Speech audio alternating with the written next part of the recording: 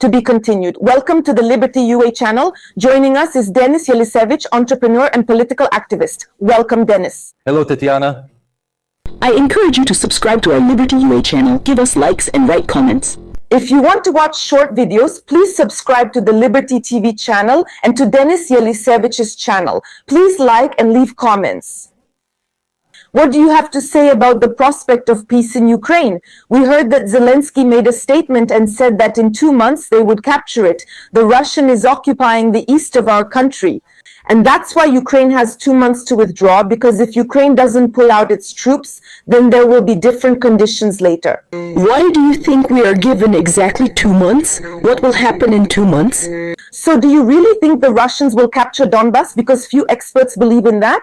Or maybe they will capture other territories. And why exactly will the conditions be different in 2 months? No, they definitely won't capture all of Donbass. They might have some minor successes over the course of 2 months, but relatively speaking, they will be insignificant. I don't want to discuss our territories and lives as if they're insignificant. That's terrible. In 2 months, many of our people will be killed. That's the reality. So why is this being talked about? Why is this being mentioned? Certain agreements were reached in Anchorage, and all of this was basically coordinated with Trump, and there's no catastrophe here. Oh, there's no need to shout like many people do. A condition was set to announce elections by summer, and accordingly to reach an agreement. Putin is pushing, Putin is simply pushing, and he's acting very decisively because the situation has clearly slowed down. Right now, as we're talking, in theory, there's an online conference going on between Zelensky, Rutte, Witkoff, and Kushner. There are other people there too, and basically a lot is being decided, but I'd like to cheer people up with something positive, and I probably will. As the stream goes on, something is still happening. We'll probably talk about that. And regarding Zelensky specifically and these actions, of course, he will do everything he can to disrupt it. Of course, I don't know if you've seen it or not. Of course, I didn't watch the whole interview because I'm sane, but I did see some clips online of Dmitry Gordon's interview with this Stieler man about Flamingo missiles. But we'll talk about that later. I watch all of this. Promises, propaganda, directives, we're at war. Propagandists are told we're at war, stir up the war, tell people that victory is coming. But we've been through all this before. Just a second, Tatiana, April 26th. So they say the conditions weren't that good, and these conditions are also unclear. We still have to wait for something. It's not clear what, but we see Zelensky's position. He says we are ready for any ceasefire, meaning not ready for peace, but for a ceasefire, a complete ceasefire, an energy ceasefire. That is, they will not shell our energy infrastructure and we will not send drones to them. So what do you think? Why does Putin need this energy truce, and will he agree to it? The Easter holidays are approaching. Maybe he will deign, so to speak, and make these concessions. And why is Zelensky demanding a ceasefire specifically if this completely contradicts the terms of Anchorage? Yes, that's a good point. It's not just contradicting the terms of Anchorage. There's another thing here. Think about it. Really think about it. If we remove the Easter truce, most likely it will last for a day or two. It doesn't solve anything. Well, they won't kill our people for another day or so, thank God, of course. But essentially, it doesn't solve anything in the bigger picture. Look, the devil is in the details here. Zelensky agrees not to strike at Russia's energy facilities, which for Russia are, so to speak, their money. It's their financial lifeblood, these oil refineries and so on. Everything related to gas, to the gas industry, and Zelensky agrees. And that's the only real damage we can actually inflict on Russia, besides killing their people, let's say infrastructural damage. And Zelensky agrees not to strike if they don't hit our energy infrastructure in return. Do you know why? Because what raises tensions in society the most are Putin's strikes on the energy infrastructure. Someone had a Shahed drone crash into their window. It happens. It's not the first time. Well, unfortunately, that's how many people think, officials first and foremost, and people too by now. But when people are left without electricity, when people are left without water, when people are left without heat, that's when they start thinking, hey, maybe that's enough. Maybe it's time to end this war. Well, whatever Zelensky says, for him, the main thing is to eliminate this factor. Let them take territories, let them kill civilians, losses at the front. I'm not going to strike Russia. I'm in power. I can control things. Guys, endure it. You're patriots, so endure it. Those calling for compromise and an end to the war, Trump, Agent Krasnov, all of you are traitors and real patriots. They should endure everything bravely and go to the front. They're already preparing the public for women's mobilization. You understand? That's why it's important for people to pay attention here. And globally, all these talks about let's have a truce, let's have a ceasefire, it's meaningless. We've already discussed this here before. A ceasefire, any military person or even a civilian will tell you, is very easy to break. And you don't even need someone in the Kremlin or in Kiev to give the order, like, let's break it. A crazy person can do it. Someone drunk on drugs, intelligence services can carry out sabotage, create a new casus belli and start a new conflict. It's all meaningless. Zelensky does this because he's trying to show, I'm for peace, guys, I'm for peace. Let's at least do something. But it doesn't work. No, the issue needs to be solved only on a global scale. It's going to be very painful. But this is Ukraine's only chance for a future. Why would Putin even want to end the war? Today, Bloomberg published an article saying that Russia plans to get an additional $40 billion just from oil by the end of the year. But that's not all. Aluminum prices have gone up, fertilizer prices have gone up, and considering the sanctions, countries are not supposed to buy these from Russia. Germany, in particular, European countries, especially Germany and Merz, are buying aluminum from Russia because they need it. They say that they won't impose sanctions on fertilizers because Russia is a key supplier. And without this, there could be a humanitarian catastrophe in the world, so they shouldn't do this. Putin will keep getting richer, so why would he sit down at the negotiating table? I never said that Putin wants peace, but I have always said that Zelensky is an obstacle to ending the war. I'll explain to you why Putin may not want peace internally, but rationally. The Kremlin is ready for this, because then all the sanctions are gradually lifted. Yesterday, on another broadcast, I already said, look, there's a war in Iran right now. You just mentioned it yourself. They bought a little there, lifted some sanctions selectively, and now it's moving. Now it's 40 billion. Right now, Putin is getting an extra $500 million a day or 380 million euros a day, and that's just a little bit. Tatiana, that's 10 to 20% of everything in Russia.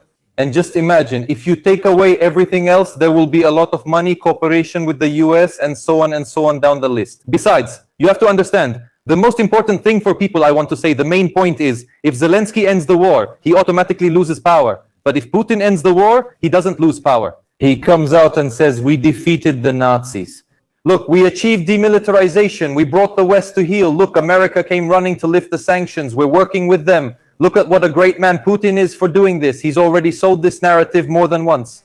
This is even, as I told you, excellent for Putin's ratings, because in Russia, whether you've seen it or not, various organizations also conduct polls. And basically, more than 60%, even among brainwashed people, think about it. More than 60% are for ending the war in Ukraine. This is a colossal figure for Russia. And maybe by now it's even higher. So there are still some nuances. Yes, idiots die for money going to war in Ukraine from Russia, but they're still someone's relatives, and this affects society internally.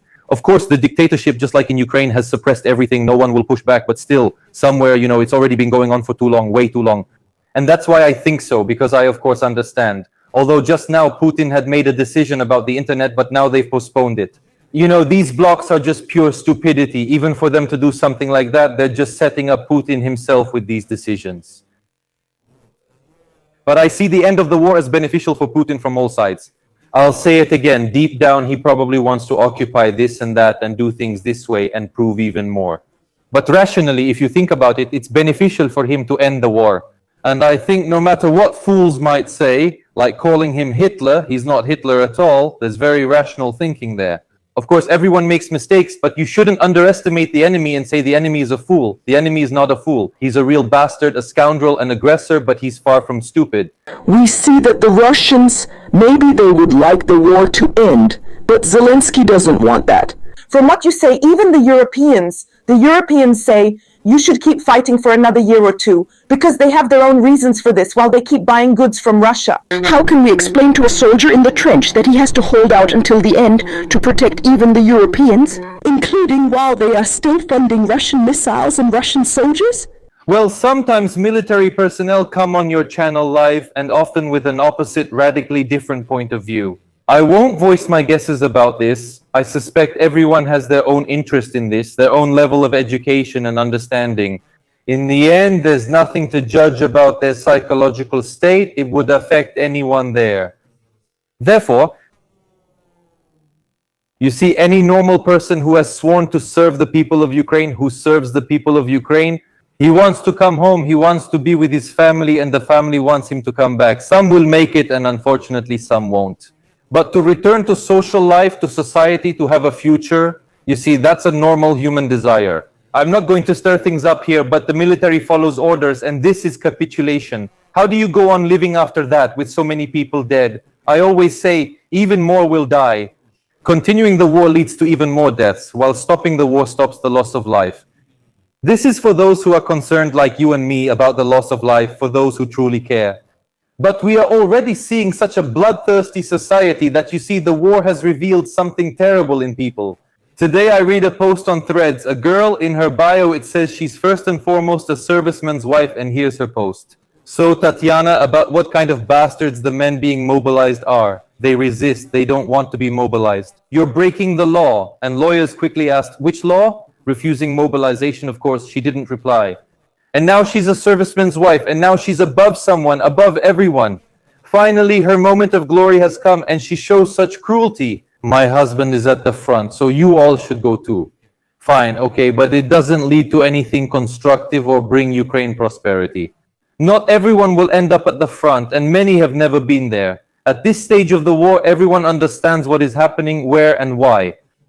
That's why it's sad for me to see that we are going through a real process of self-destruction in Ukrainian society. And that's very frightening, because I believe I have a lot of opponents, a lot of haters, those who think differently. But if we are Ukrainians and Ukraine is important to us, then we must find the strength to sit down at the table, talk, find compromise, and live together.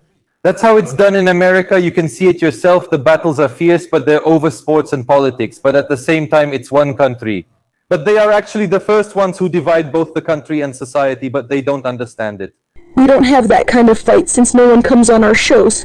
So if one person knows that the other person will say something they don't want to hear, they just won't go on those broadcasts. They'll join broadcasts with people who praise them. If they don't say how good they are, at least they'll let them talk about the good things they've done during the war. So MP Yelisevych, we've invited him a million times. He doesn't want to come to us, but not everyone feels the mobilization the same way. In Kiev, Odessa, Kharkiv, there's an illusion that the war doesn't exist. Why is he saying this? Because it's necessary to spread the mobilization burden more evenly. There are villages where there isn't a single man left because everyone has been mobilized, while in these cities, people aren't being mobilized. So to speak, this burden needs to be balanced. So what do you think? Does this really show a failure of mobilization policy, or is it just to pit people against each other, so to speak? One clarification. He said that people in these cities you mentioned don't feel the mobilization or the war. They have the illusion that the war doesn't exist. You repeated that, if I remember correctly. He represents the Holos faction.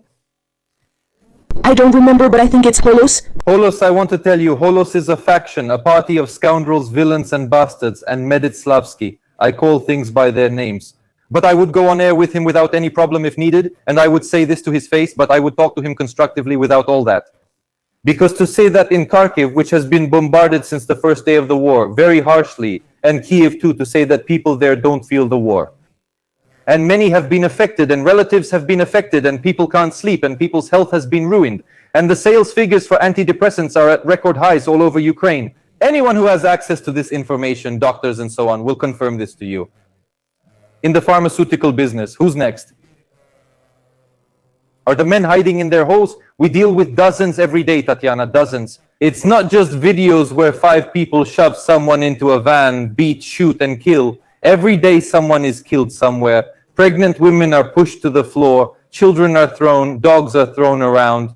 These are fascists, and for me, Yelisevych is also a fascist. I'm very pleased I brought this term back into use in Nazi concentration camps. Those who went against their own people and served the Nazis, the fascists, were called kapos. So this is a capo. They joined forces with the regime against their own brothers, their own kinsmen, their own compatriots.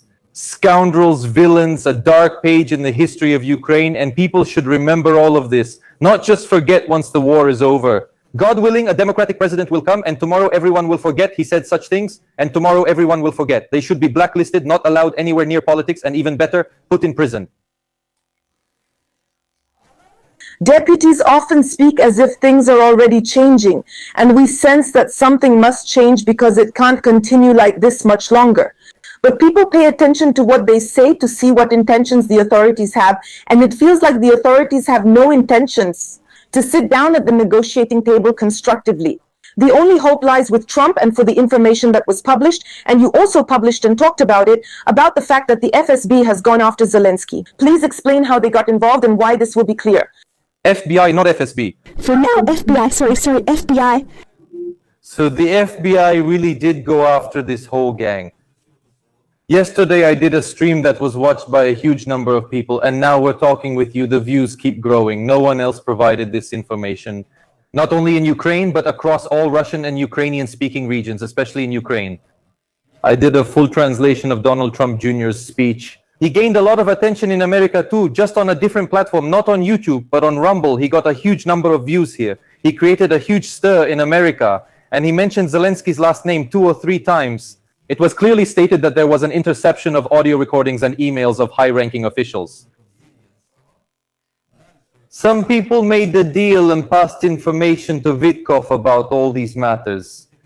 The FBI, intelligence, and HSI have 20,000 letters over 20 years, thousands of employees. All the information is there, and now it's being processed by AI. It was announced that arrests would take place in the next 2 months, and most likely the arrests will start here in America. But I said this on my broadcast, and I'll repeat it to you. If someone gets arrested in America, they will definitely turn someone in. And sooner or later, the chain will lead to our crooks, and these crooks should also go to jail, and people need to know all about this. And basically, well, it's all very serious. Why is it hard to believe that anything will change, especially when it comes to protecting the energy sector? We still haven't recovered from Mindzigit. We know that no one has been held accountable, no one has paid any money. Sviridenko continues.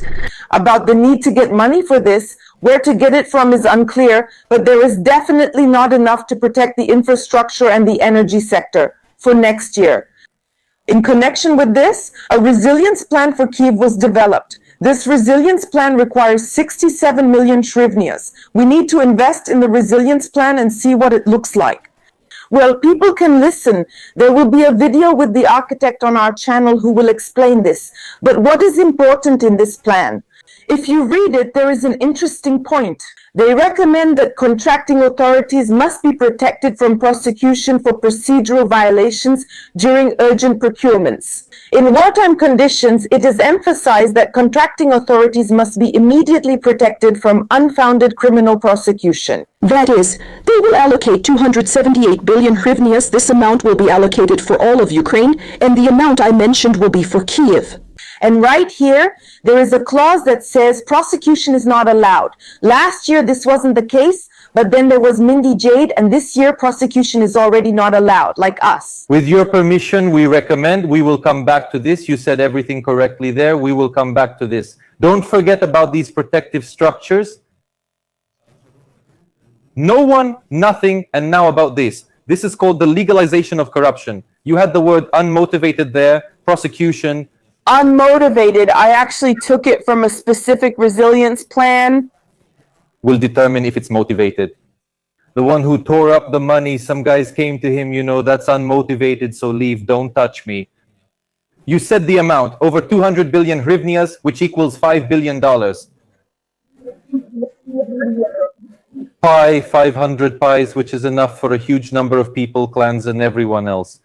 And when people hear this now, people, regardless of whether you like me or what I'm saying or not, ask yourself a question. With such amounts, is it profitable to end the war? And you need to understand, it's not just Zelensky's clan that feeds off this. The so-called opposition will also feast very well on billions of dollars, on hundreds of millions. Tatiana, even the smallest clans in the city of Kyiv are making millions of dollars every month from the war. Some of them keep parrots, talking parrots, who come on air and call themselves the opposition. Sometimes they might even criticize Zelensky. Pseudo-opposition figures, quasi-opposition figures, it's a mess. Now, I would like to ask you to pay special attention to Mendichgate. Besides the fact that the process has clearly stalled, it's already obvious, the process has stalled. Today, Gordon is making an announcement about last Sunday. This will sensationally turn everything upside down. In general, everyone, you'll be uplifted. He's doing an interview with this Stillerman or Stippelman, whatever his name is, his so-called architect, about those Flamingo missiles where they sit for several hours and say, you know what? By the middle of this year, in a couple of months, we'll have ballistic missiles that can fly 850 kilometers. And Gordon is like, you probably know something. And this guy tells him, you need to launch 2. Russia doesn't know how to shoot down ballistic missiles yet. They'll learn eventually, but for now, they don't know how. 20 or 30 will launch them at Lubyanka, at the Kremlin over there, will launch them simultaneously, and basically Russia is done for, and Gordon says, see people, victory is coming soon, everything will be fine. And I'm just sitting there listening to this, Tatiana, people are sitting there from a country that's poor, completely riddled with corruption, with cemeteries that stretch for kilometers. Even these scoundrels are telling the truth, that there are no men left in the villages. During mobilization, people are being killed.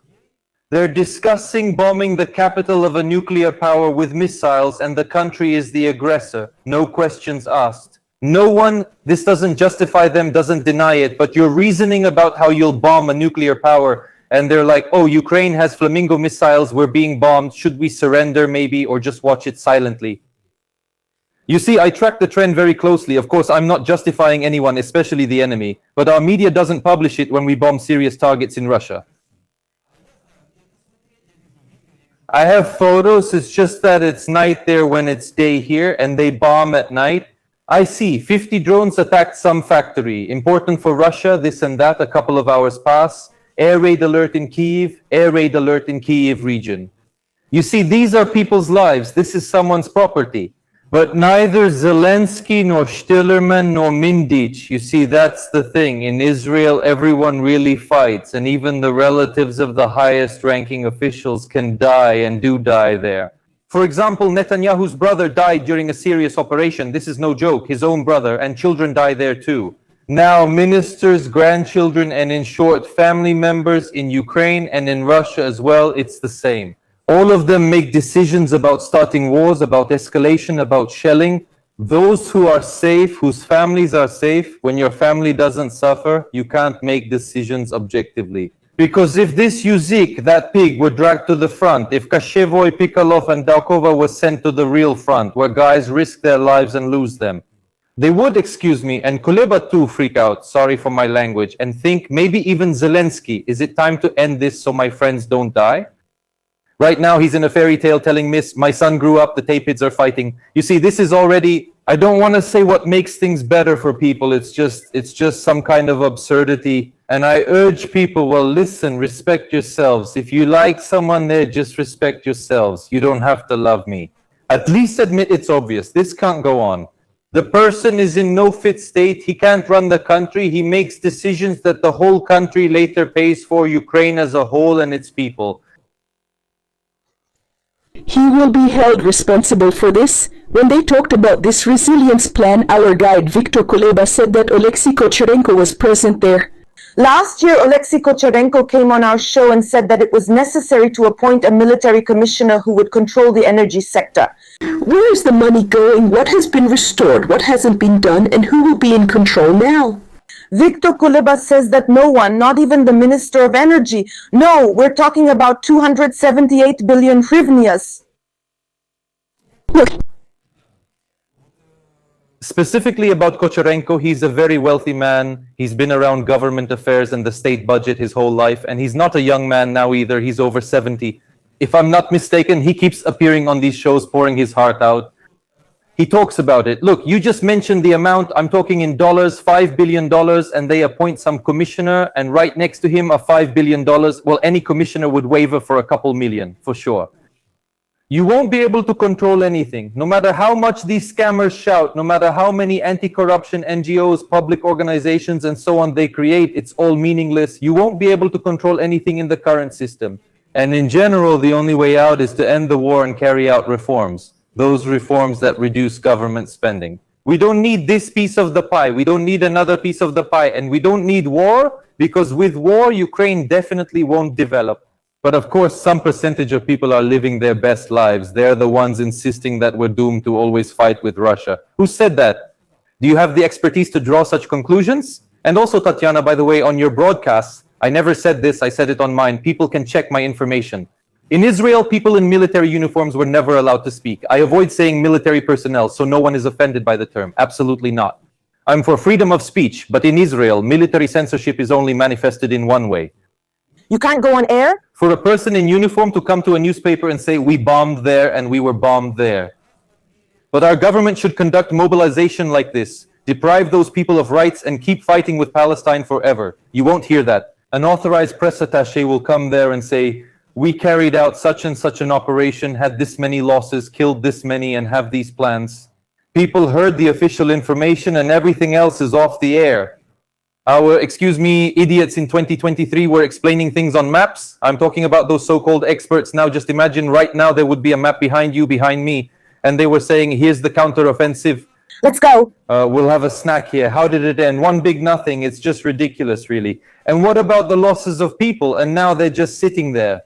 I'm talking about Gordon, that guy. They're already discussing bombing, targets, and missile counts. I have deja vu. Do you see my point? We need to take these people off the broadcast. Do you know why they were allowed on in the first place? They will be coming to power soon. That's one thing.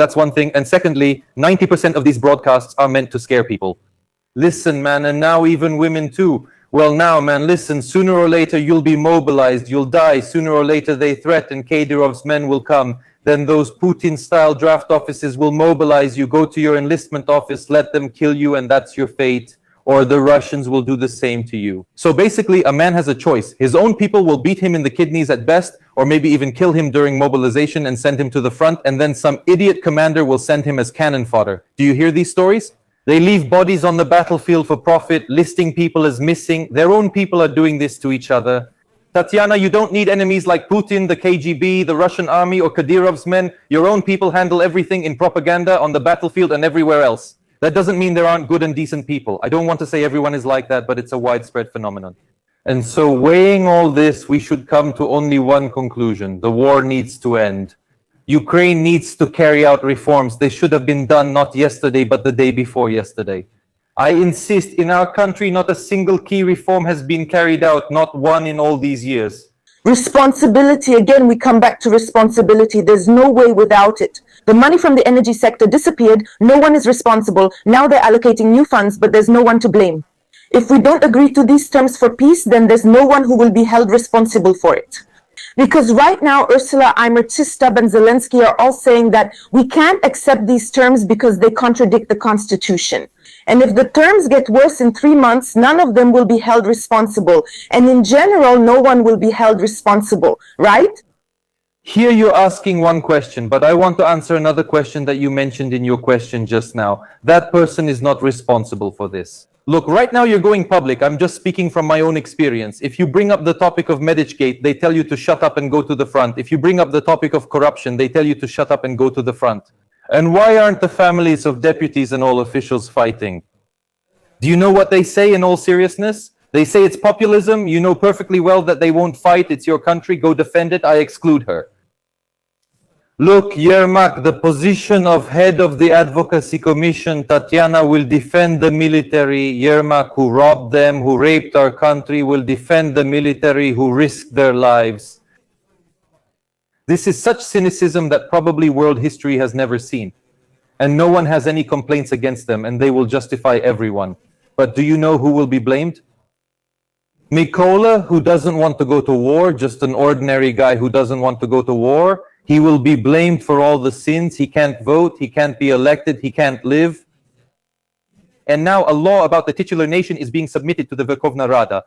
What, are you going to measure skulls or DNA? Tatiana, it seems like a branch of the Communist Party of Belarus is operating in Ukraine. And they just take everything Putin came up with in his propaganda and they're like, guys, you invented it, but we have it too. Look, we have this and we have this and we have this. I don't want to talk about runes and all that anymore right now. It's just one mistake after another. Ukraine keeps repeating everything Russia does instead of doing the exact opposite of Russia, and then we would get results. But this way, we're turning into Russia at its worst. Donald Trump told Reuters that he is absolutely considering the possibility of the US leaving the alliance. Rubio, who was involved in reforming the Constitution so that the president cannot make such a decision on his own, the American president, and leave NATO. He did this in 2023 together with another Democrat. But now Donald Trump is making this statement, and Rubio is also saying that NATO is really important. The military and political leadership continues to live under an illusion the West will not always help us. That is, there is a possibility being considered that Trump will withdraw from NATO. The question is, how will Europe help us then, because they will really be looking out for themselves? And Bloomberg says that if we don't end the war now, we'll have to fight for another year or two. And we say that we rely on the West, and Zelensky expresses a clear position against Trump. As Europeans, what are we counting on? Previously, I shared information that seemed exclusive as I haven't seen it reported elsewhere, especially not in the press. I said that there is a risk that the moment will come when Trump, besides cutting off intelligence sharing, and maybe he won't cut it off, but there's a chance, a risk that Trump will refuse to sell to NATO the weapons that they transfer to us and through other programs. And can you imagine if that happens? And I don't remember who, Whitaker, I think, said today that such a risk really exists, only he said it in a veiled way. And Ukraine is always mentioned in the arguments like, we're helping Ukraine, so why aren't you helping us? Other NATO partners, look, let's separate here the NATO part, Trump, if anyone needs this information, and the part specifically about Ukraine. So regarding the general part, none of our viewers spends money where they have no interest. Well, except for charity, and NATO is not a charitable organization. You go online, use artificial intelligence, for example, and type it in. Give me a table of NATO members' annual expenses, not in percentages, but in absolute numbers. And you see that the United States gives money like no one else there. No one even comes close. And here is the United States, which is across the ocean, far away, not in Russia's danger zone. Iran can't reach it. Well, you understand, yes, it's all clear there. But Europe, all the other NATO members, most NATO members, they are actually in the danger zone. And look at what's happening. Trump says, you're not helping me. Trump, excuse me, he didn't attack a decent side, but rather the terrorist side. But he didn't coordinate with them. Excuse me, he didn't tell Europe, I'm going to attack Iran and you must help me because you're NATO members. He had already attacked and only then did he start saying this. And how can he share with partners who leak his information? Before that, do you remember when Ursula and Merz came to Mar-a-Lago? Macron, do you remember? They received instructions, they hugged Trump and said, Donald, we'll do everything. They left and didn't do a damn thing. In fact, the opposite happened. So wait, Tatiana, considering everything mentioned on the question of justice, is Trump right or not? Guys, if we need to coordinate with you, you understand, coordinate, that means, how does it look in practice? Let's take the word coordinate and explain what it means. It's like, hello, Starmer, we're going to attack Iran, something like that. But where's the guarantee that Starmer won't leak this somewhere? Where's the guarantee? You see how they behave? They're basically running an anti-Trump coalition. And what if tomorrow Starmer goes on air and says Trump is planning to attack Iran and we don't support him? Zelensky does exactly that. He listens to what Trump says and who he's against. Then he goes around with them, takes pictures, and makes those statements against him. That's all. And if America, I'll be honest with you, I don't want this. I'll tell you honestly, I want America to leave NATO. But if this happens, I completely understand the motivation, but what will Europe do then? They can't even shoot down a drone, so we're all in danger, plain and simple, and Europe is in danger too. And all that needs to be done is to return to the core values of Western civilization. Coordinate all of this with Trump, freedom of speech, expel those who were wrongly let into Europe, bring back capitalism, free market, trade. It's not Trump who's demanding all this. Guys, please introduce a fine for, I don't know, white hair, light hair color. These are, well, the values, the foundations of civilization, the foundational values of Western civilization. And it makes it look like Trump just woke up and came up with some random idea. Like, yes, you have to buy some resources from America instead of Russia. Yes, it will probably cost more, but America won't bomb Europe while Putin will. That's the difference. But you can keep growing, keep nurturing it further. Putin, China, instead of being America's partners, you see, if you trade with America, then America won't impose tariffs on you that would hurt your economy. Look, Tatiana, I've lived my whole life, and so have you, and our viewers too. But we all admit that BMW, Mercedes, Porsche, that's real power. It's true. But all of them are in a sales crisis. They're going bankrupt. There's no profit at all. Volkswagen, VW Group, Audi, Volkswagen, Skoda, and all the others. That's what happened as a result of all this. So who's to blame for this? The leaders of these European countries, the ones who use this kind of rhetoric. Now the question is, why do they use such rhetoric? People will ask, is it because they're idiots? No, it's because they're funded by companies, they're lobbied by people, by globalists who have different interests. The people who started this mess are basically doing what Putin does, with some differences since this isn't Russia. And so this clash happened and huge amounts of money are being made from it, but who is dying? Ukrainians? Ukrainians, yes. And if we return again to the question of Ukraine in this context, 2/3 of the Senate have to approve it. In order for Trump to announce the withdrawal from NATO and for America to leave NATO, approval from the Senate is required. If we ensure our own security and rely solely on security guarantees from America, and we also want them to be confirmed by Congress, does that give us any confidence? Because right now we see that the Senate probably won't have the final say. The final word belongs to Trump. The same thing could happen with our security guarantees. You're talking specifically about the security guarantees we've discussed in the peace deal. Am I understanding that correctly? Security guarantees for Ukraine. First of all, just so people understand, it's not just a matter of maybe we'll give them, maybe we won't. At the negotiating table, we clearly say we are giving you security guarantees. They will be ratified by Congress, and Congress, Tatiana, will ratify them. Because this is the United States. And yesterday it was Biden, today it's Trump, tomorrow it could be someone else, let's say Ruby, but Congress has ratified it and the president won't be able to overturn it. And there are a lot of Democrats there. And believe me, they will ratify it and notice, why doesn't NATO want to give us security guarantees? They say Trump is so bad. NATO isn't even considering it. The Europeans aren't considering it. No one is considering it except Trump. And there are constant complaints about Trump because only he promises us something, only him. So security guarantees backed by Congress, and this is being done for Ukraine. Why aren't we accepting these conditions? Look, we're not even discussing it. So to leave Donbass, to let Putin fold his hands, that's it, we got scared. No, in return, we get security guarantees and an 800 billion fund. This is about Ukraine, about the future of Ukraine, which is in a dire state. But Zelensky doesn't accept these conditions. He doesn't accept these terms. And I'll talk about this separately, not here on air, but separately. That's where the manipulation started. Gordon acts as a propagandist for this regime. He speaks out and says he doesn't have the right according to the Constitution. He doesn't have the right according to the Constitution. I said this myself. I give this land to Russia and recognize it. That's it. He doesn't have the right. Ordering the armed forces of Ukraine to leave Donbass does not mean giving away or recognizing Donbass. It's a completely different action. But people are being fooled. People are being fooled. But in the age of artificial intelligence, people use it, be smart.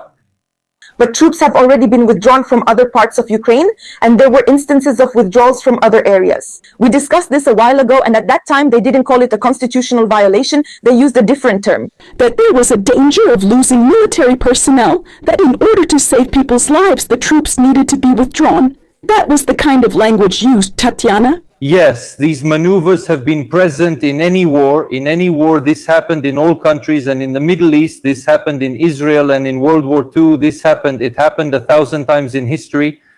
But the question is always, what's at stake?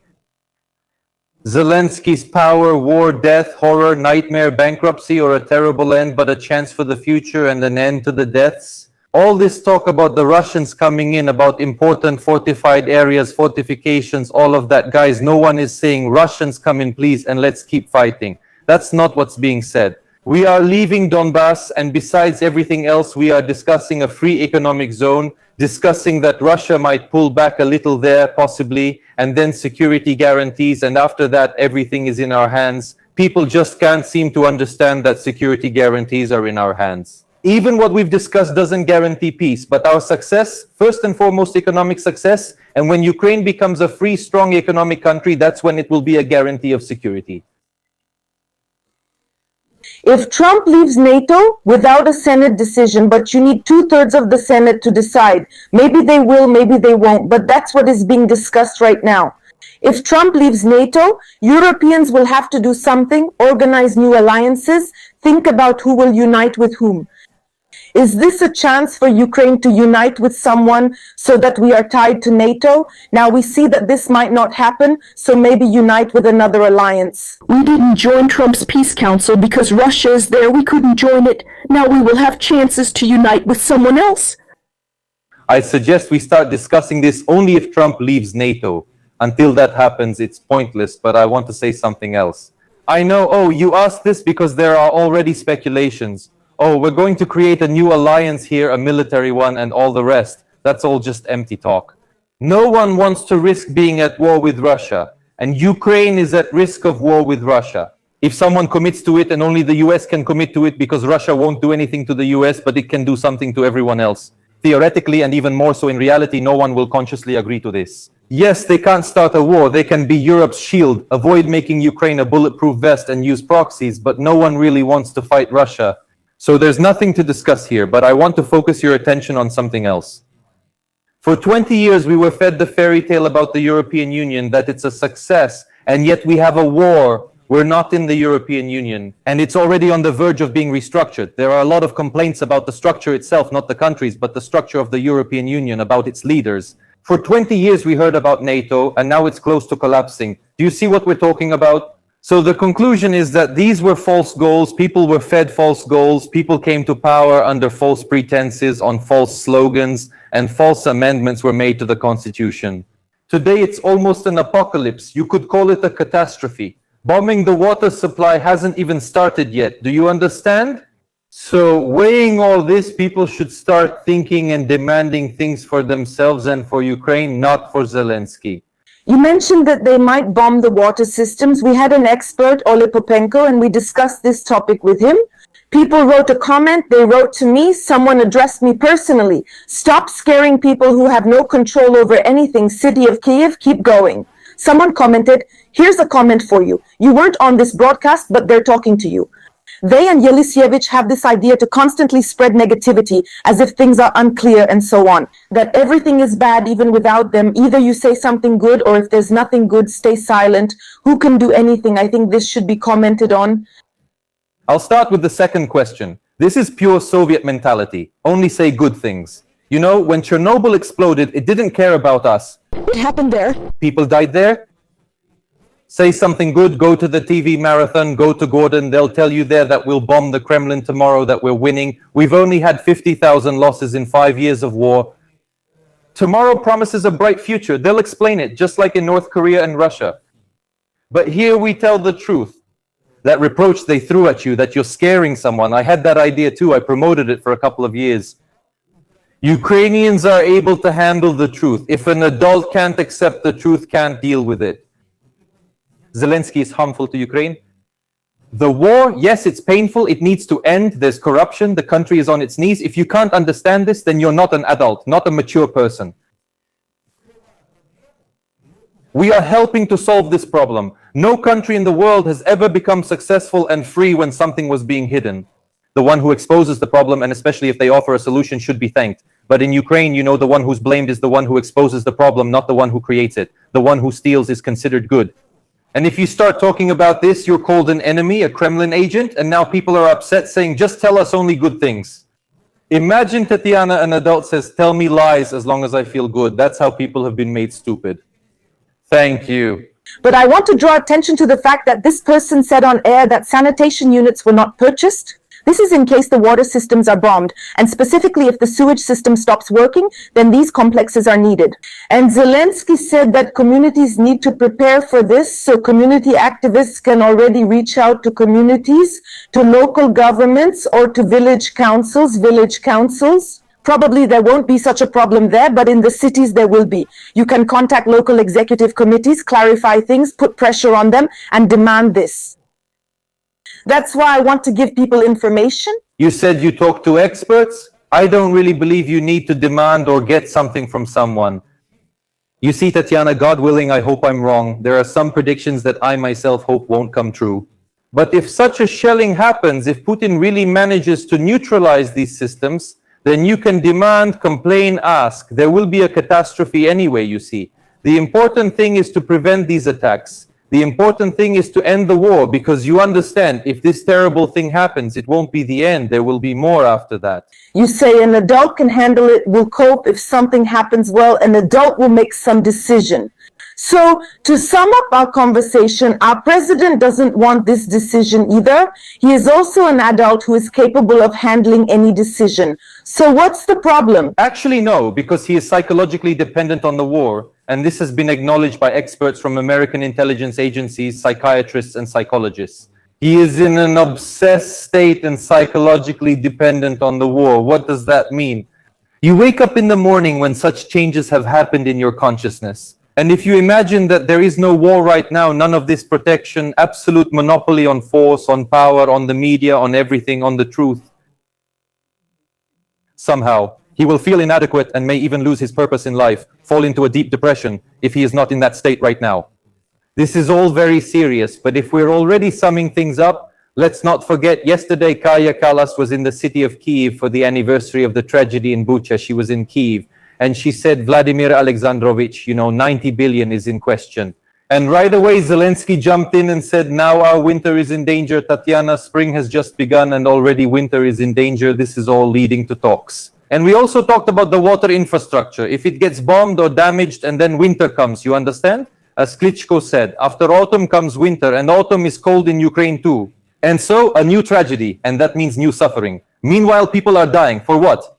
Even Kaja Kallas says, Volodymyr Alexandrovich, we can't tell you when you'll be in the European Union, the exact date, but we have good news for you. From the income of Putin's frozen assets, 80 million euros. So Tatiana, we've been talking for 50 minutes. That's how long 80 million euros will be enough to keep Ukraine and its war effort going. I'm not joking. People can do the math, that's all. Thank you for this honest conversation. Please like, comment, and subscribe to our channel and Dennis's channel. All the best, and thanks for joining us. Submit your questions. Tatiana will pick the best, and we'll answer them on upcoming broadcasts.